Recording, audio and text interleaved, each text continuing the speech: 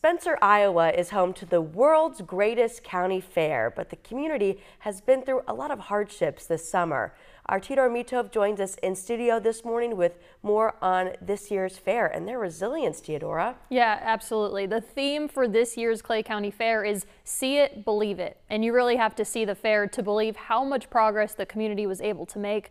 This is what Spencer, Iowa looked like in late June after the Little Sioux River flooded the town. It really is about the people. You know, what we do at the fairs, we provide opportunities for people to get together and do something fun. And you do have to see it to believe it, the way the community's pulled together. It's a strong community. We're resilient. We'll be back. But we got this pretty major hiccup in the way. And if anybody can help us get back to where we were before and support the Clay County Fair, we truly are forever grateful and thankful. The fairgrounds became a vital part to the community's recovery. The event center housed the Red Cross. The Tower Gate Pavilion housed FEMA. The campgrounds are still serving as emergency homes for people who lost theirs in the flood, and debris was stored at the fairgrounds before being removed to landfills. But organizers say the best way the fair is able to help is by providing hope, an escape for the community for 9 days. And the attendance shows. In just the first weekend alone, between 50,000 and 60,000 people each day were estimated to have attended.